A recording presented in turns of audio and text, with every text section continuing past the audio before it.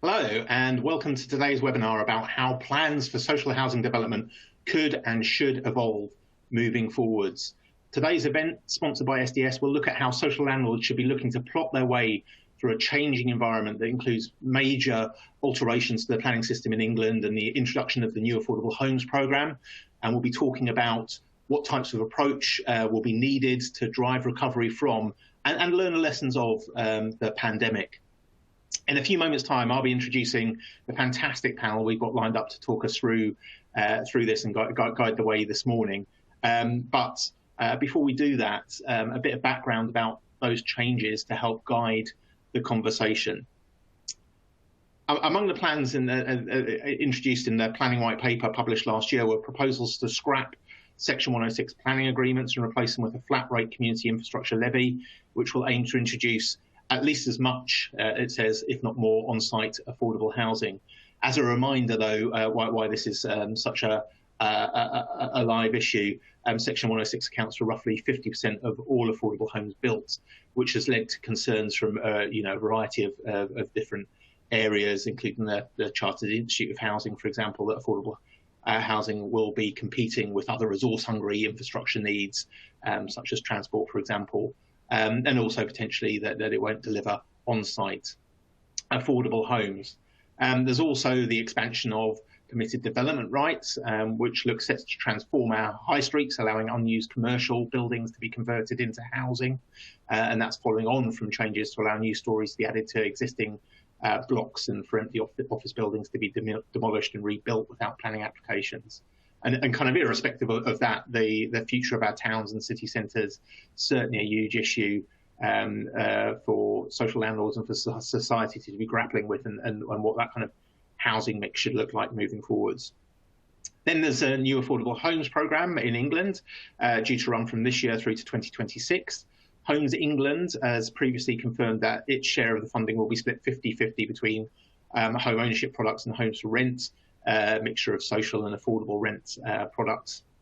In London, the GLA has confirmed that 50% of the homes funded under the AHP will be for social rent, and additional funding to deliver social rent available in areas where affordability pressures are highest, and elsewhere it can be funded, but under the same grant rates as affordable rent. The Welsh budget earlier this year, just to give some context as well, increased social housing grant by more than £50 million. And the overall total represents a significant increase there compared to 5 years previously. Scotland's new housing strategy sets out why developing new social housing is vital to the country's future. So, clear direction of travel there. Today, we'll be examining what the impact of some of those changes is likely to be and how the sector should be looking to respond. We'll also be considering the impact that spend on issues such as building safety and zero carbon homes is likely to have on development moving forwards, and what that kind of means in terms of social housing, tenure spread, and the way that social landlords will behave as a result, all part of those discussions. And crucially, we'll also be talking about those lessons, as mentioned, learned from the pandemic and how that is guiding social landlords and their actions moving forwards. Right, that's the background, and let's get into the meat of it. To talk us through things today, we've got a great panel lined up, and they are Ali Johnson, Head of Development with Gen2 Group, Phil Shelton, Chief Executive of SDS, Helen Spencer, Director of Development with Great Places Housing Group, and Jatinder Thakkar, Chief Executive of Homes for Lambeth. So an absolutely fantastic panel, ready to go. And I should say that before we start off, this is absolutely a webinar that will be useful to you in your jobs. So please use the Q&A box to ask questions throughout the presentations. I'll pick up on as many as possible in the question and answer session that follows those presentations. And again, just ask those questions that will be useful to you and guide your thinking moving forwards. It's definitely a practical session, and hopefully will guide people's thinking and have some food for thought to take away from this afternoon. Right, that is plenty from me. Thank you all very much. And I would like to introduce our first speaker this morning. Ali, it's over to you. Welcome. Good afternoon, Al. Right, well, I'm just going to talk you through initially around Gen 2's current development approach and strategy and what influenced that and how we're taking that forward. So for Gen 2, the Affordable Development Programme is a relatively new one. The team was set up at the end of 2019. And Gen 2 as an organisation owns and manages over 29,000 homes. We're on slide 2 now, Kwam, if you can move that on, please, thank you. We have got a programme to deliver around 1,200 new affordable homes in the next 5 years. Our annual numbers won't exceed around 280 a year, and the level of investment that we are making into our affordable homes programme it is significant, but is also dictated by the amount of investment that we also need to make in our asset programme. We are currently working mainly in Sunderland. We're looking to deliver that 1,200 unit programme within Sunderland, and Sunderland currently does have a shortfall of around 552 units per year, which we're obviously looking to fulfil and deliver the much needed homes that are required in Sunderland. To do that, we are delivering through a number of different routes. We do have significant land holdings ourselves, so the initial tranche of sites that we're developing are sites that we own. We're also doing Section 106 acquisitions and are currently working up some package deals within Sunderland as well with partners. We have developed our own standard house type package, which is a portfolio of modern, contemporary and spacious homes that will meet the needs of local people. We have looked to ensure that there's consistency in that house type package and design quality across the programme so that we can look to provide robust cost information and develop our programme going forwards. And all of our units are designed with the focus on volume and light and achieve the national described space standards. In terms of our approach to low carbon, we've developed a 3-tier approach, which we're currently at the start of. So all of our schemes are currently delivering a level of sustainability, and we're providing air source heat pumps. We are looking to have triple glazing and electrical vehicle charging available for the units that we're providing in the homes that we're bringing forward. But also within that, having a standard house type range then allows us obviously to develop master plans where we're maximising density, but then also providing really good landscaping and enhancing places where we are developing to make sure that we're creating characterful places for local people. We have also got our own design guide, which we've looked to align with the National Design Guide to assist in commissioning well-designed places, which is a key part of what we're trying to deliver. And the last point there is around delivering social value. So we're making that a core part of what we're trying to do in our contracts with contractors. Some examples are that we're working with veterans in Sunderland to develop skills with contractors. We've got various school projects ongoing, and we're also making sure that we're putting funds into some of the programmes that we've got around domestic violence and crisis funds. Next slide, please. So I guess the next part is kind of moving on to how our approach will evolve over time and some of the points that Martin touched on earlier and what we anticipate as the challenges along that way. So currently, obviously, delivery we know will be impacted by the outcomes of the planning white paper and what happens in terms of Section 106 and the infrastructure levy will have an impact on our programme.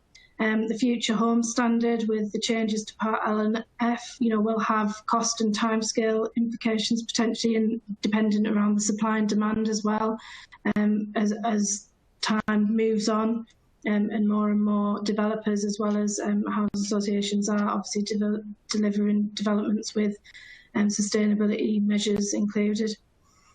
The National Design Guide, that's kind of a core part of how we're designing our schemes and how they're evolving and achieving the Building for a Healthy Life, which is now a requirement of Homes England funding and replacing the Building for Life 12. So I think one of the main things around the Homes England Affordable Funding Programme for 21-26 is obviously the point that Mike touched on around delivering 50% home ownership, which is quite a difficult thing to achieve, especially in the north, given where the market is and affordability probably for homes for outright ownership. And we've currently got a number of bids in with Homes England through the CME process, so we're waiting to see how that plays through. But obviously their focus is currently around delivery, but cost minimisation as well. And where we're delivering to NDSS, we're delivering high quality schemes, and we're also delivering against the decarbonisation agenda with low carbon. That's proving to be quite challenging. In terms of rent inflation and the CPI +1 position post 2025, obviously there's currently an approach, and our approach is, that we may need to limit, and we'll have to limit that CPI +1, and that obviously has an impact on our ability to deliver and our appraisals going forward. On land and land availability and competitiveness, well, obviously at the moment we are focusing on our own land really, and we're not really outsourcing lots of new sites, but we will need to as we move through our programme. And we're aware that obviously, in terms of competing against national house builders and other providers, there's going to be an increase in demand, and we need to be obviously looking at the supply as well. So we're undertaking strategic land analysis around that, and we're working with Sunderland Council as well to obviously look at the land availability and strategic sites that we may want to bring forward in our future pipeline. We're continuously seeking opportunities to work in partnership with other public sector bodies and land agents, developers, contractors, other RPs and consultants in order to secure land opportunities, and basically we'll be exploring opportunities for alternative acquisition routes as we move through our programme and taking those forward where we can. In terms of COVID and impacts on programme, we are currently experiencing delays with stats, but we all know it's always a difficult thing to address. But they are coming back longer than we would expect. We've not had massive problems in terms of cost and time implications on our programme to date. We have had issues where bricklayers have maybe been self-isolating, and there's been some minor impacts, but it's been managed quite well with the teams that we've got and the contractors that we work with.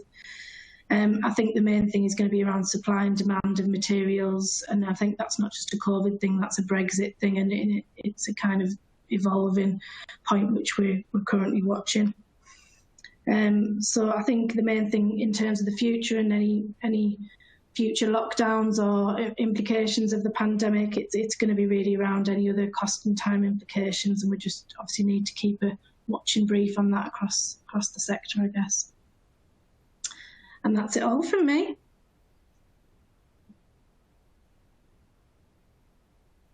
I think you're on mute, Mark. Huge amounts to pick up. Oh, so you're back. Am I on mute? I can hear you now.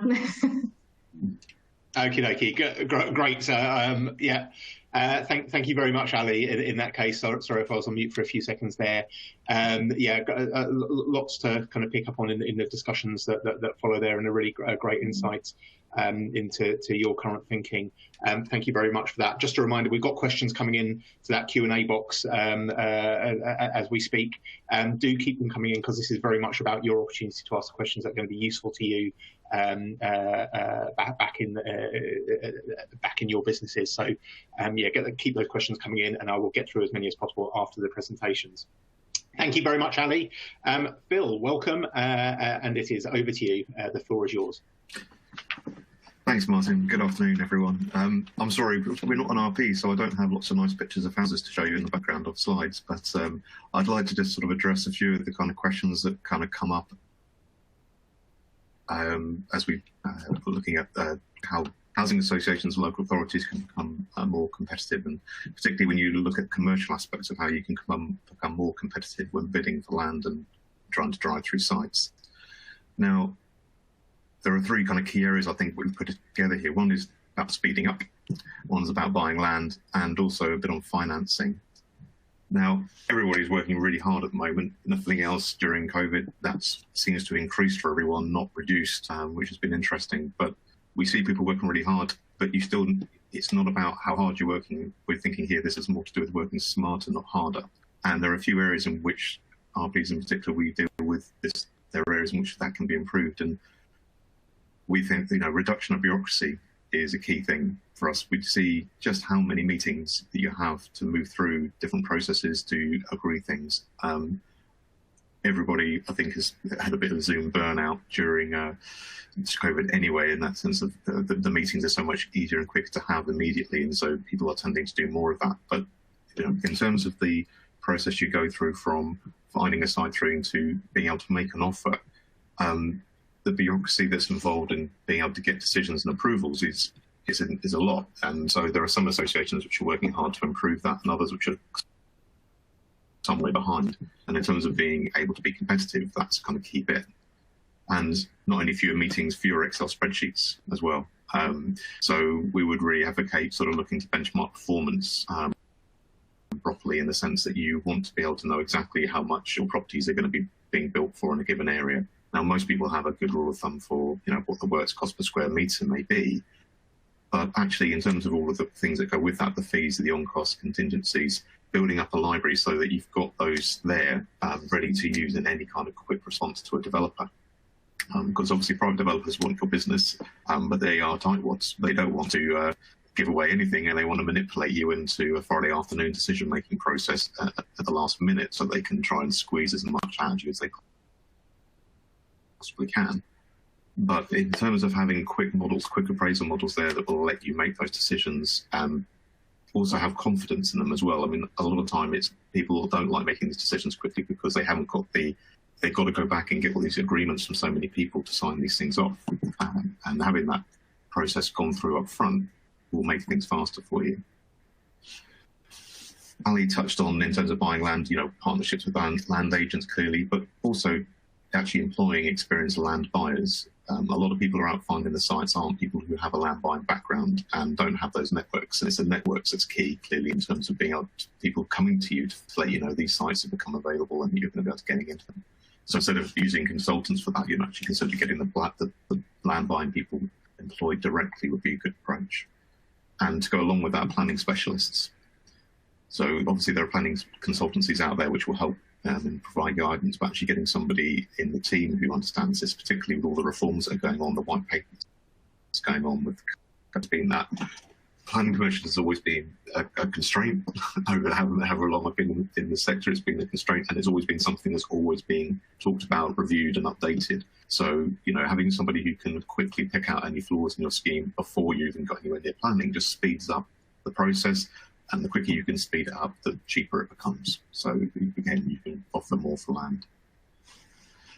And in terms of financing, again, similar to what I said before, getting these professional fees in particular, often people have templates where they say, some of those things will already be set out, but a lot don't, and a lot aren't filled in either each time. And when you're trying to do those initial offers, it's really important to have some really good templates in the background that will let you make those offers quickly and with some degree of surety that you're in the right ballpark. Ensuring that you're competitive on things like NPV rates and loan rates.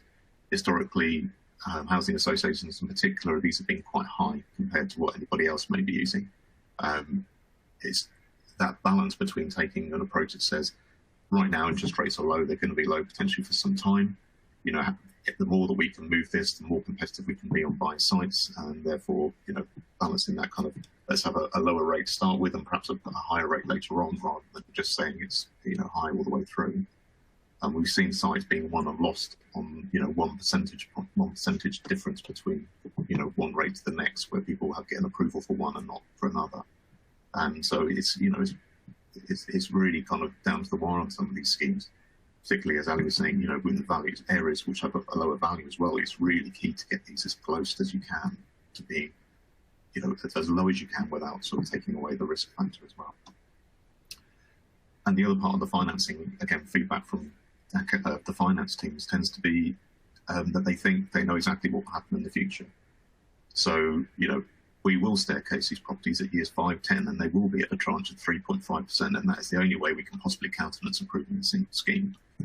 And it's an appraisal, it's an estimate. You don't expect certainty in an appraisal, you won't get it. You can make a best guess and go for it. But understand that when you're putting your offers in, that you're only making an estimate. It's not real life. And even if you believe these things will happen, as we found COVID, doesn't mean it will actually happen the way you think it will. Things will come along and move the goalposts.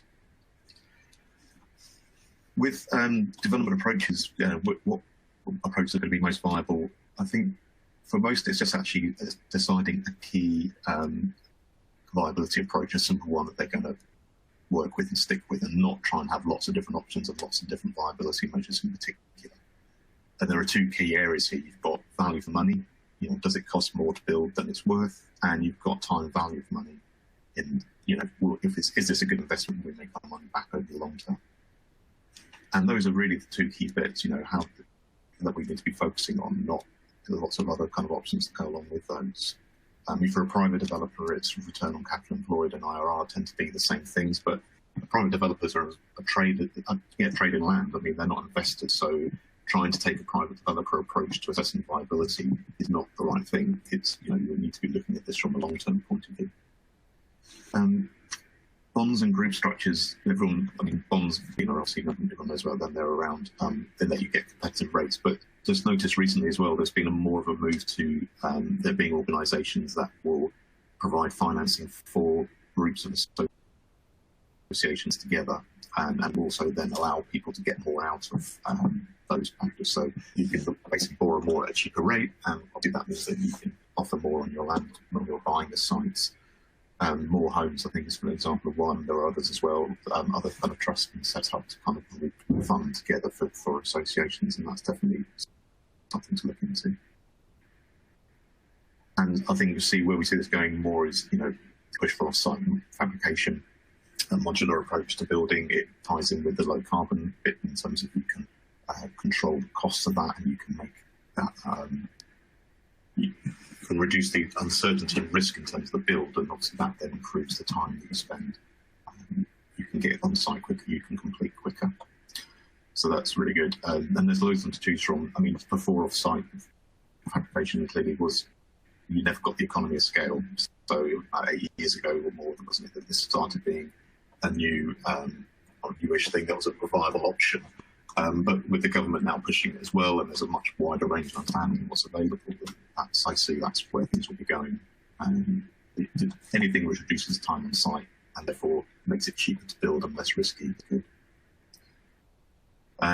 The other one is a shared contractor option approach, which is to say, instead of, you may not be able to afford to have, take on the risk of having your own construction company clearly, but being able to control the construction process is a very good way of ensuring that you're responding to the market and you're only building at the right time, and you're not wasting money where it's not necessary having properties built and sat there waiting to be kind of sold or let. So, another approach would be for RPs to actually share a contractor between them to fund their own construction company, which would enable them to benefit from reduced costs and agility in terms of how they deal with that construction company, and also better information about the cost of building, which you don't always get back from the contractor.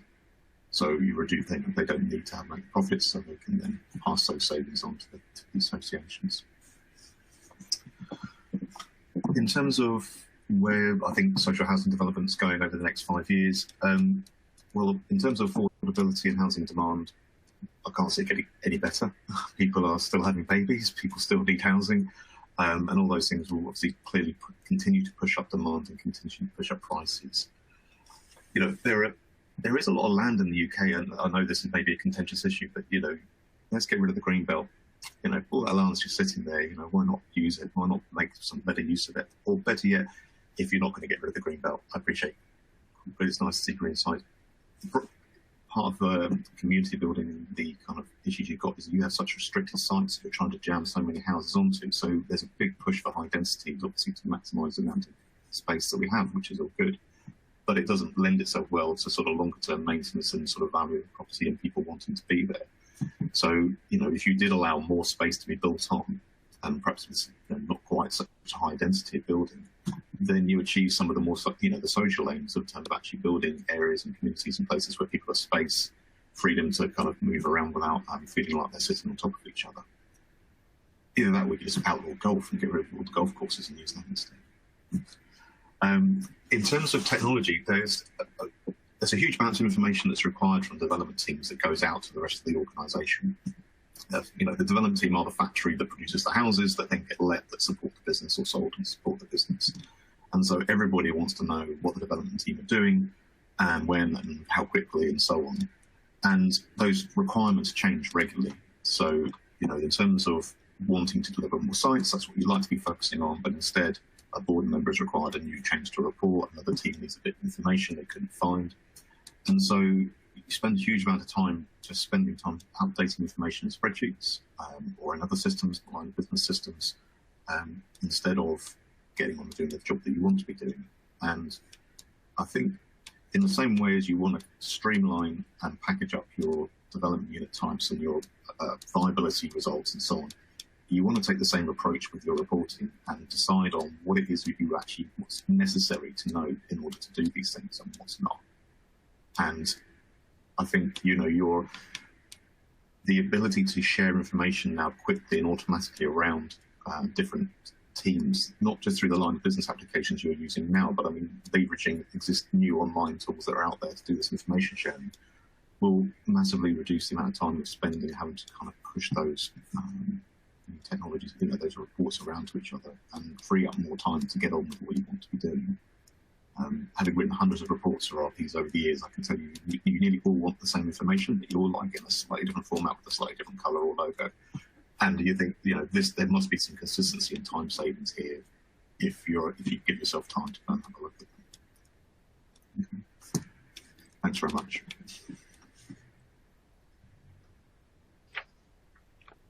Fabulous. Thank you very much, Phil. A huge amount to kind of pick up on, and we've got loads of questions coming in.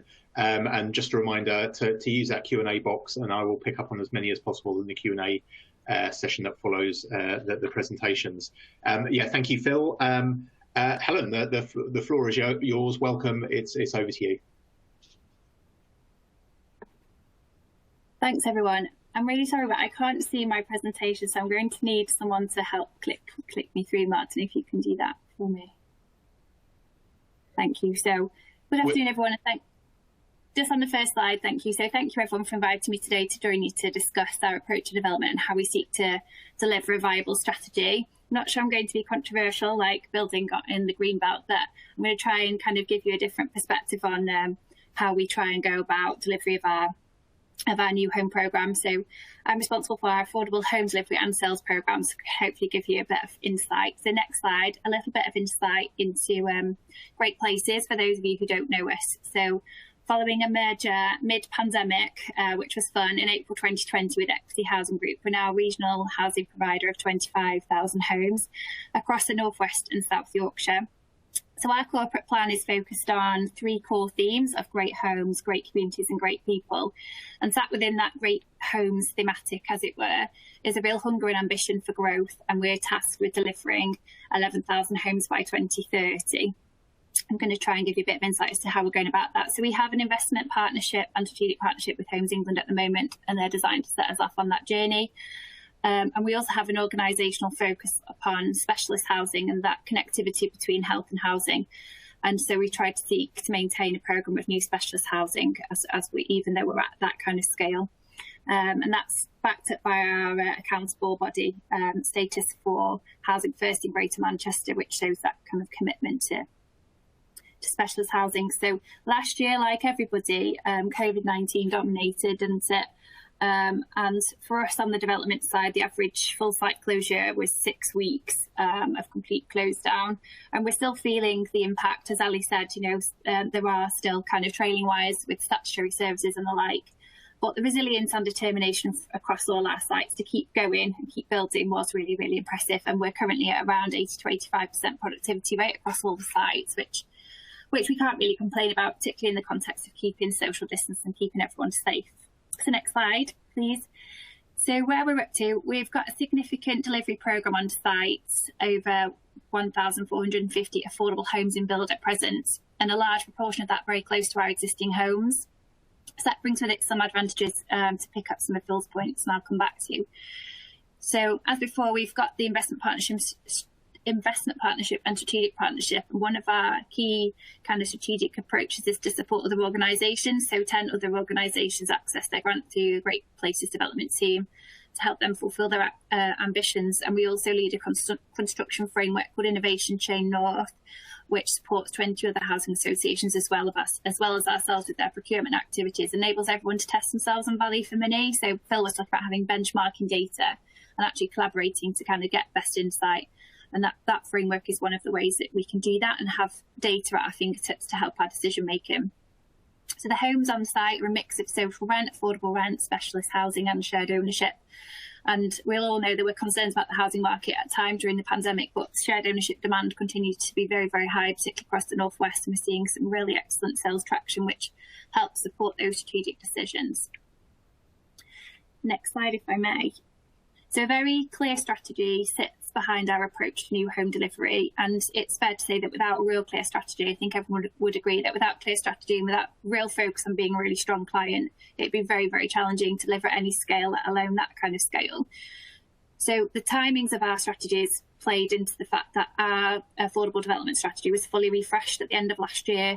So we refreshed our strategy and challenged ourselves as to what we were going to be delivering in full knowledge of the changing operating environment and the pandemic. So the matters that Ali was talking around and that Martin introduced at the beginning of the session were all part of that discussion around how we were going to take our strategy forward. And we were able to just discuss those matters at length with our board. And I think we came out of that with real clarity that we were going to stand by our ambitions around growth, but in cognizance of some of the changing operating environment and the need to be adapting to some of those agenda while we're rolling through the next strategy period.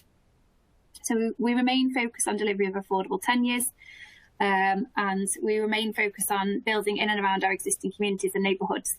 And that assists us in many ways, because if working in markets and neighbourhoods that we really, really understand means that we can have at our fingertips all the data on values and rents and kind of affordability for local residents without having to start afresh with every single project. So we're very much focused on delivering in and around where we've got existing homes. I'll show you in a map in a second, but also trying to join the dots between places where we're already operating to think about that efficiency of management and repair and the fact that we're servicing our properties. So our focus is on the right homes in the right places where we can really evidence demand, and we're really clear on what a sustainable mix will look and feel like in those areas. And that is, to be fair, even more important with the changing operating environments. So like Ellie described earlier around having standard house types on the specifications, responding to NDSS, responding to the carbon agenda, responding to modern methods of construction, responding to the National Design Guide, we're well on with all of that, and again fortunate to have all of that to draw on for each and every project. And that really helps us to then focus on sustainability of what we're proposing and actually focusing on who's going to be living there and engaging our customers in that kind of process. So we engage our customers and also work with our colleagues from the very beginning of the projects to make sure that they're keen on managing them effectively, and that does help us maintain our strategy and keeps us viable and keeps us in check. We talked about brownfield before.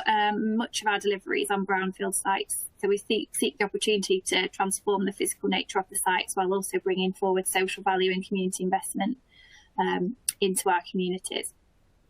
So next slide, which is the map. So I often get challenged, it's fair to say, I do really get often asked, like, you must just say yes to everything that comes across your desk, Helen, you must to be delivering at that scale. And absolutely not the case. And if you're a land agent or developer who works with us, you'll understand that's not the case. And we actually work really, really hard to test ourselves on each site as to whether it's aligned with our strategy, because if it doesn't align with our strategy, it will prove to be non-viable and will ultimately waste people's time. So we're very keen on making sure we kind of use things like mapping and detailed understanding of our neighbourhoods to really kind of determine whether we're going to proceed. Next slide, please. So as you can all appreciate, delivery of the strategy, everyone involved in development will understand it's really complex, and there's lots of matters to kind of knit together and try and get your head around on each and every project. And I think I just wanted to draw out the importance of managing risk, particularly in the context of so many moving parts and such a changing operating environment. We really need to keep risk live as a topic that we talk about, and it's naturally inherent in everything we do in development anyway, but it's kind of changed its form somewhat in the last year, and we kind of all needing to adapt to things slightly differently. So keeping those conversations really live is really important, and also to try and avoid working in silo and kind of really make the most of those networks and those stakeholder relationships, and also share ideas as best as we can. So we do a lot of work with peer organisations in and around our regions to make sure that we're kind of sharing information and collaborating, sharing responses to key policy changes, and working together to understand how these changes are going to impact us. And I think that really does help to achieve kind of a stronger outcome for everyone, and kind of make sure that everyone's on the same page and understanding the changes. Next slide, please. So just a little bit on more practical approaches.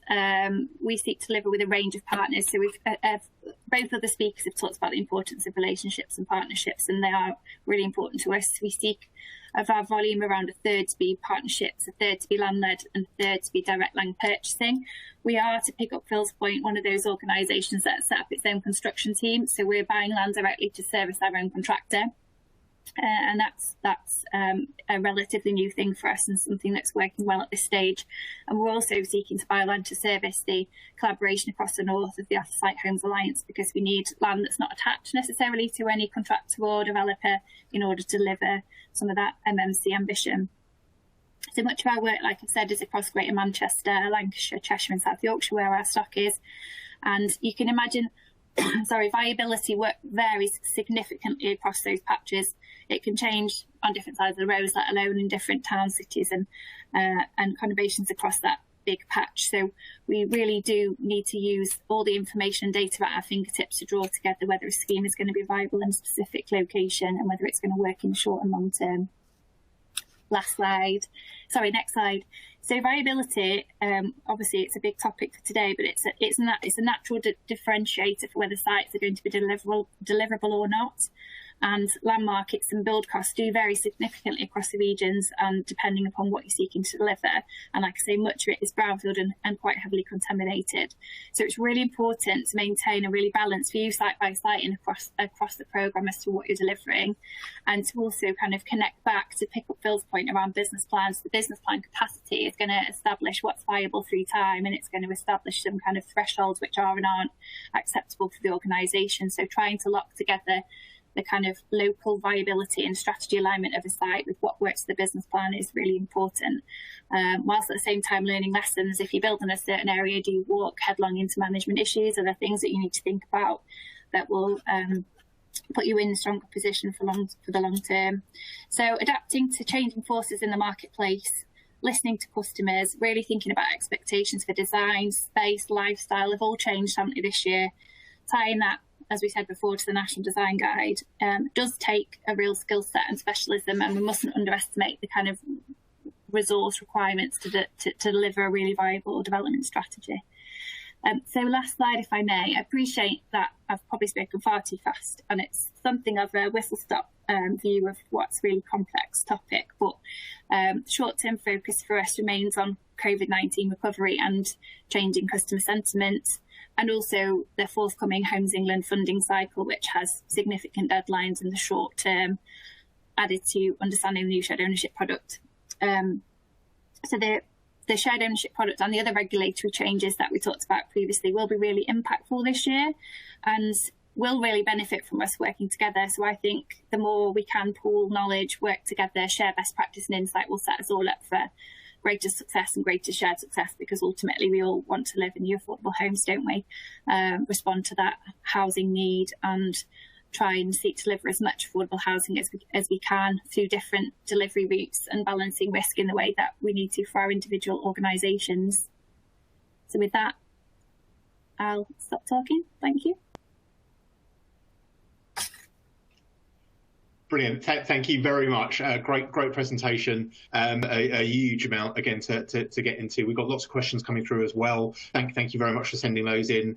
Some about zero carbon, the Homes England partnerships, and funding programs, shared ownership. Do keep them coming in, so we make sure we answer as many as possible and that it's as useful as possible to you for takeaway afterwards. So yeah, thank you very much for that. Thank you, Helen and Jatinder. Welcome, and it is over to you. Lovely. Thank you very much, Martin. Hello, everybody. I'm Jatinder Thakkar. I'm the Chief Executive of Homes for Lambeth. I'm going to do a slightly different take on this. I'm going to talk about the vast number of years I've had in this sector, nearly 30 years, 25 of those working in development, mostly in HAs. There's a bit of a golden thread running through my development career, and that is that I've worked with local authorities an awful lot. From the start of my career, whether that was taking on empty properties to convert into short-lived temporary accommodation, to working at the end of my career as a development director on massive joint venture schemes of hundreds of homes of mixed tenure in partnership with local authorities sharing profits. That has been a common feature of my work. So it's probably no surprise that I've ended up as the chief exec of a wholly owned company within Lambeth Council. Homes for Lambeth was set up in 2017. It was very much a pragmatic approach to dealing with the escalating costs of refurbishment of homes built absolutely decades ago, which don't meet current expectations of customers or standards. Local authority finances are very complicated, and accessing funds to address increasingly obsolete stock within the HRA is almost impossible. So you have to move outside of the HRA to set up companies like mine, and then you can access funds. And we have access, I think it was Phil who possibly mentioned funding. We have access via the council to the Public Works Loan Board, where funding is incredibly reasonable. Our programme is of 5,000 new and better homes across all tenures being built over a number of years. In the first 5 years, we will be developing over 55% of our stock will be affordable housing. The rest of it will be private development, private sale. And that's a key element of the programme because it just sounds blindingly obvious, but it's true. You can't build subsidised housing without subsidy. It's not rocket science. What you have with local authority estates is this large-scale regeneration opportunity to create those revenue streams, as well as providing better housing and opportunities for your communities, essentially getting more out of that same footprint. And mixed tenure offers have become more commonplace over the last 10 years. So I can remember back in 2011, there was almost a nudge for HAs who hadn't gone into the private sales market to start entering that market with the programme then, the Affordable Homes Programme. And it introduced the concept of the 80% of market rent product. It also introduced the concept of converting some of your social rent to this new product, again, releasing more revenue. And that led to organisations looking at the reducing grant pot and thinking, well, how do we create that subsidy? So that's where we ended up having some diversification coming in. Now, the vast majority of our product on the estates in Lambeth is social rent. It was, even before the 2021-26 announcement from the GLA, that the predominant rented product would have to be social rent and not affordable rent. 80% isn't affordable, especially in London. We're also keen to, in offering that social rent product, is to make sure that people who are on the existing estates have the opportunity and the means to come back, live there and enjoy their new homes. And so the community for us is really important. We're working with existing groups of people, existing homes, existing sites. And in the Lambeth estates, we have an overrepresentation of people from BME groups. We have higher than average levels of childhood obesity, unemployment amongst young people, and we've got other indicators of deprivation. We have poorer housing conditions. People are more likely to suffer from food and fuel poverty, and they're probably going to be more often in that frontline employment where there's greater exposure to the coronavirus. So even before the pandemic, we were looking at how we could involve residents in taking greater agency over their own lives. So regeneration for us at HFL and for Lambeth Council, regeneration of the buildings is only one half of the equation. The other half is all people related. And with COVID, what we're doing with people has just been accelerated up the agenda. We've been trialling interventions such as internships, apprenticeships, laptop lending, tackling isolation via online forums. The pandemic has just made this that much more obvious to us.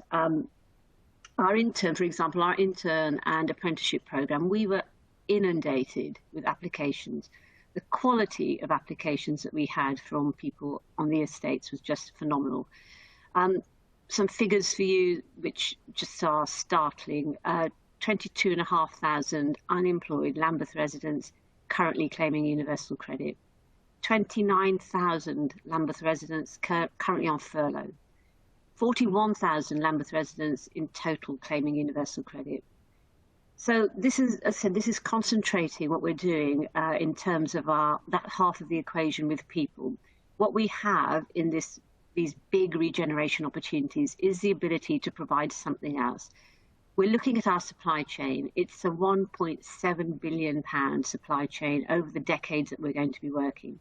And we are going to be asking our supply chain, what are you going to give back? And we want to do more than the usual working on site clauses. We want to look at education, vocational opportunities. I have to take my hat off to Lambeth Council. They've given us access to their apprenticeship levy. So when we've created openings, employment openings, we can also create learning openings as well. This joined up approach with councils is, I think, something that's going to become quite dominant moving forwards. And why do I say this? I've been in the HA sector. I know the stresses on housing associations. The dreadful, dreadful events at Grenfell have absolutely necessarily turned our eyes to making sure that the health and safety of our residents is paramount. And we're looking at necessary fire safety works.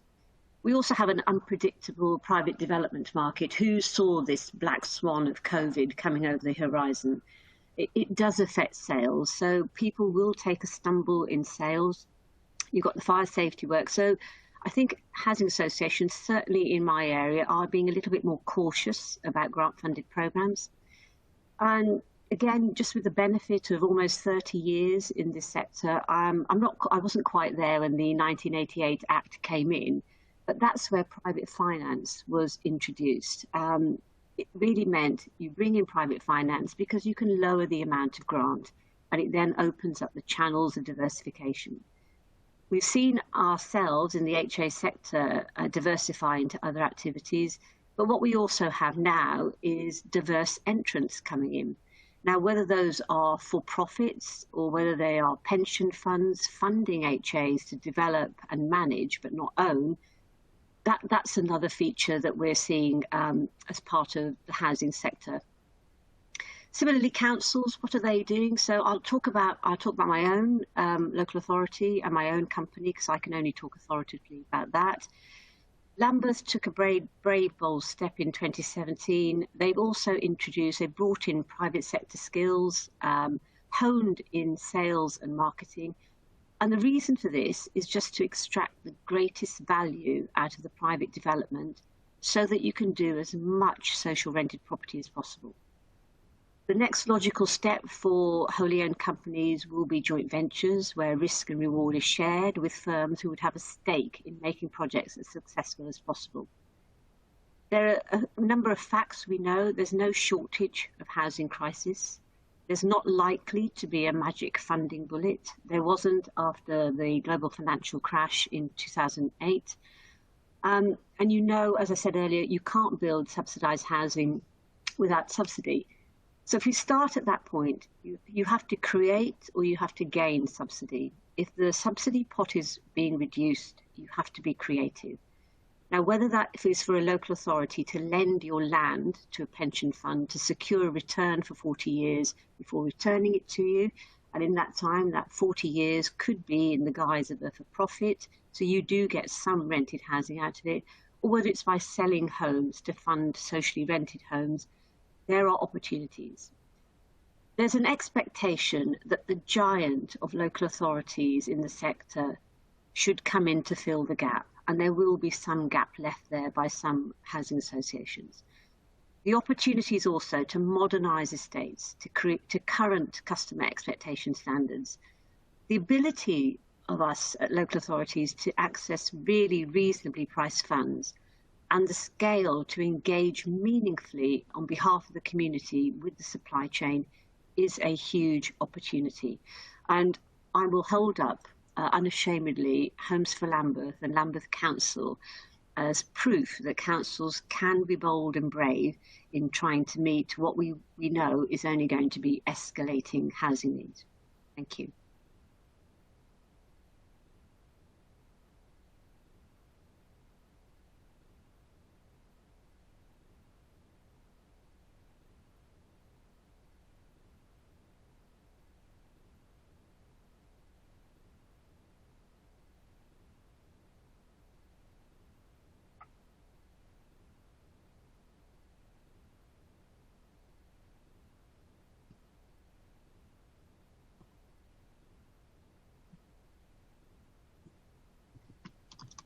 Kwam, can I be heard?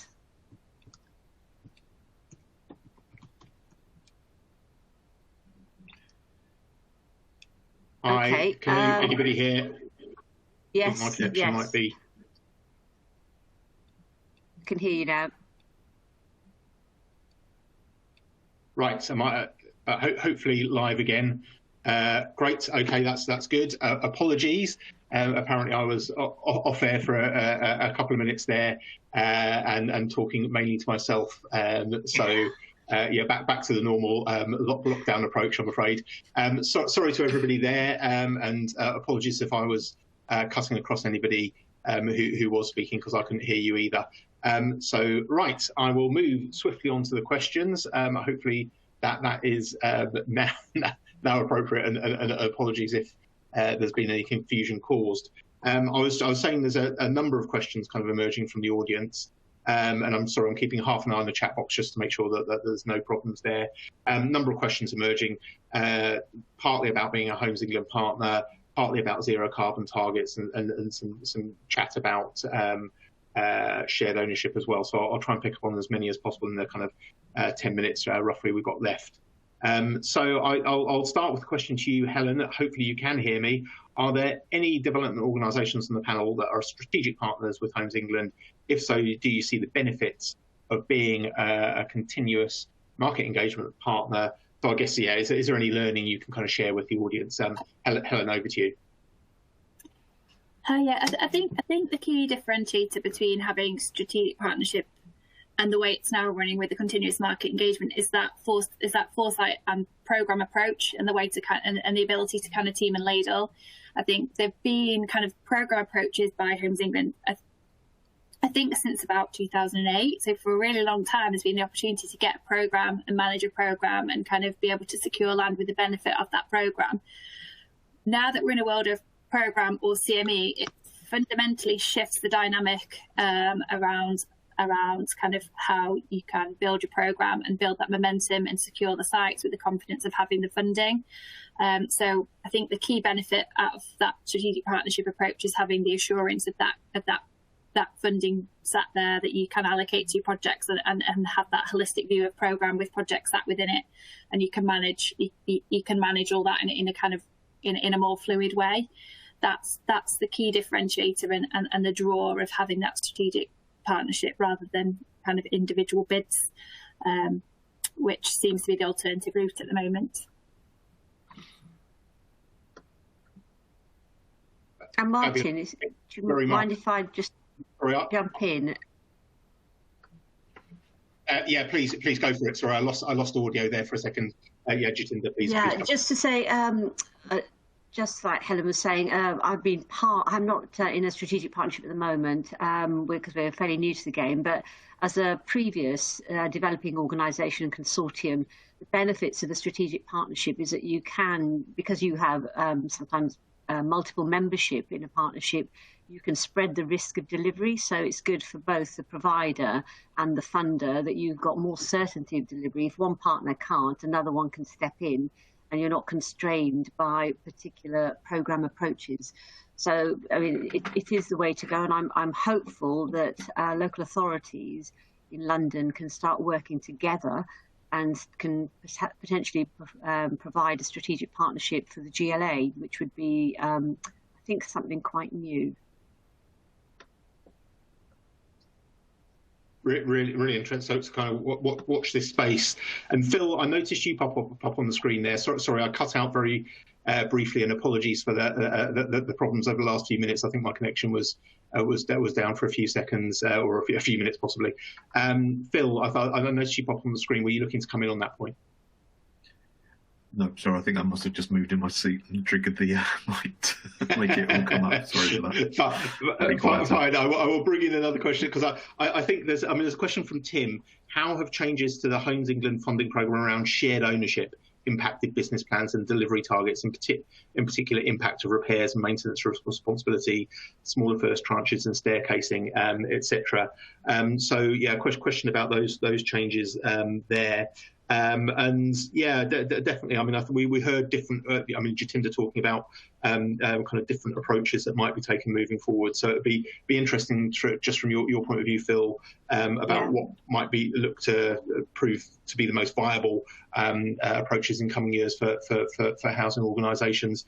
So Ali, I might bring you in on that question on the funding programme, and then Phil, I'll bring you in on that question around the kind of approaches that are most likely to be successful. So Ali, welcome back, and over to you. Yeah, I'm fine. So I guess in terms of shared ownership, obviously, Homes England's driver is to deliver 50% of the programme, with that tenure being part of that mix. For us, we haven't delivered schemes with 50% shared ownership to date. We'll obviously be looking at it on a scheme-by-scheme basis, but it does have an impact on our viability, and we need to be also working with our partners around housing need and demand, and the need for that level of shared ownership, because it needs to be coming back to the point Helen was touching on about the right homes in the right places, and part of that is about the right tenure in the right places. And then there needs to be the market, and we need to know that we can obviously sell those homes for shared ownership in those places. We do have demand for shared ownership, so we are delivering shared ownership, but I think at the levels that Homes England are asking for, that is a struggle for us, certainly in Sunderland, based on the market and the impact that does have on our appraisals. And just really quickly, Ali, what does that mean for your level of engagement with Homes England? How does that kind of conversation work? And any tips for other people having that conversation right now? Yeah, so I think for everyone it's quite early doors in terms of those discussions with Homes England. We have got 2 schemes that we were ready to roll with, so we have put CME bids in for those. We have looked at the strategic partnership route to bid for that on our own. We wouldn't quite meet the criteria, and we are looking at other alternatives at the moment, but I think we probably will end up maintaining going down the CME route currently. So I think the Homes England discussions that we are having, they are kind of pushing, I guess, to try and achieve the delivery of shared ownership, or certainly looking at where we were working with local authority partners, really making sure that they're clear that the need and demand is there, and that they're getting the evidence behind that and the support from local authorities where we're submitting bids for the mix of tenures and units that we're proposing, to make sure that it is the right thing in Sunderland, that we're delivering, and that does achieve that need and demand. Thanks very much, Ali. Really, interesting response, and hopefully helpful. I hope that answered your question.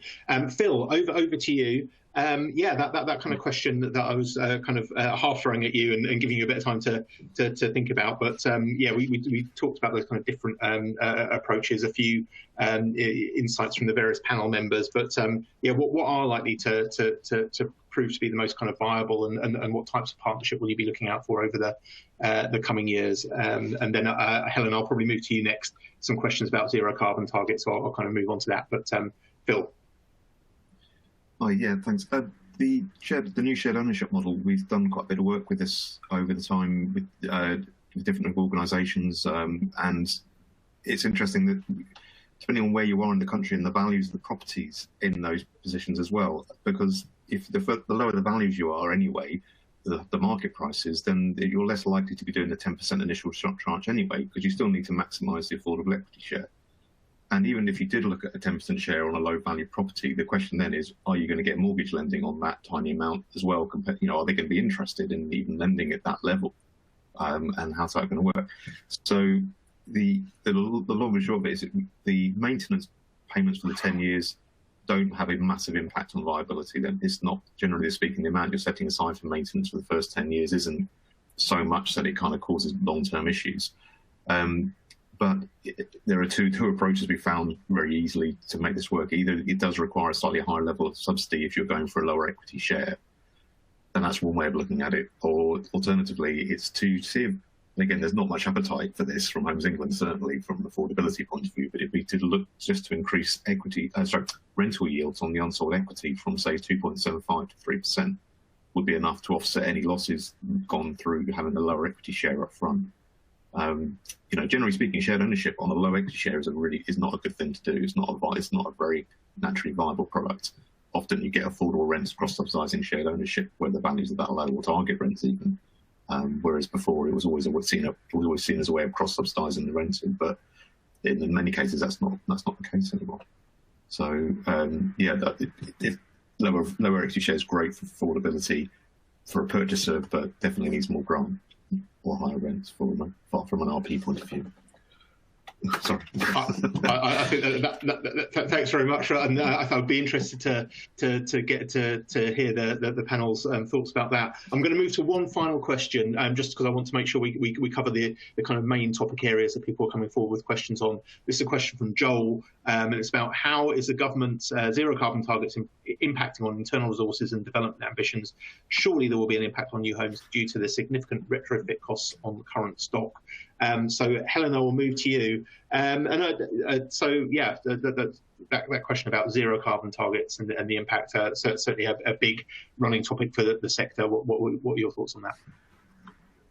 I guess that's a really big question, and there's kind of lots of different facets within it. So I guess for us, I think the baseline is around having really strong data about your existing stock. That gives you a really strong baseline to understand where the kind of energy efficiency rating of all your existing homes are, and where you need to channel your energy, and what proportion of your stock, depending on the age profile of that stock holding, you need to build a picture of what needs what when, and that. For us, that piece of work has been ongoing for a good while to get to a strong position for understanding that and enabling that to be modelled through the business plan. Because you're right, you need to ensure that when you're committing to growth plans and committing to Homes England contracts or whatever you're committing to, you need to make sure that all of those two things are kind of cheek by jowl in the business plan. So that's a key thing. And then in terms of actual kind of applying carbon and this agenda to new development programmes, I think some of the challenges that it's taken a while to actually define, and we're still on the journey of defining exactly what that is, exactly how to define that, exactly what that means in different places, and also exactly what that means when it's laid through different kind of local authority perspectives and through different, for us in Greater Manchester, there's an earlier target than the rest of the country, because particularly if Andy Burnham is successful next week, then there'll be an earlier target. So trying to understand what that looks and feels like in our different places and different neighbourhoods is really important. And so, and then from the technical perspective, actually understanding what that means for properties and trying to avoid the cycle of pilots. So we're trying to kind of get ahead a little bit and think about incrementally, how can we make sure that our homes built next year are on that journey in the year after, so that we aren't coming back to retrofit what is effectively new build. And so effectively refine our specification between now and zero carbon on that roadmap, to the point in time where in Greater Manchester we're ready and good to go by 2028 with zero carbon builds. And naturally there's going to be a significant shift in specification requirements. So I think that's a long wind of saying I think there's kind of 2 or 3 key themes that need to happen, 3 key pieces of work that need to happen for you to get the right answer out the back end. But I think there'll be a big resource ask on development teams to get this right. Great response, and I think absolutely what you're building now and whether you're going to be kind of correcting it in a few years' time is a really key point for people to bear in mind. I know we've run over by a few minutes, so I'm going to bring proceedings to a close now. Thank you for an absolutely great discussion. Sorry, I darted out of it for a few minutes by the looks of it with my connection, but yeah, really great presentations, really interesting discussion.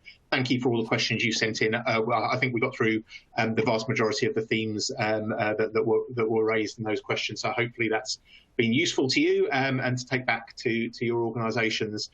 So yeah, thank you to all of our panellists. Thank you to SDS for sponsoring and making today possible, and thank you to you all for tuning in. Thank you for a great discussion today, and see you all soon. Thank you very much.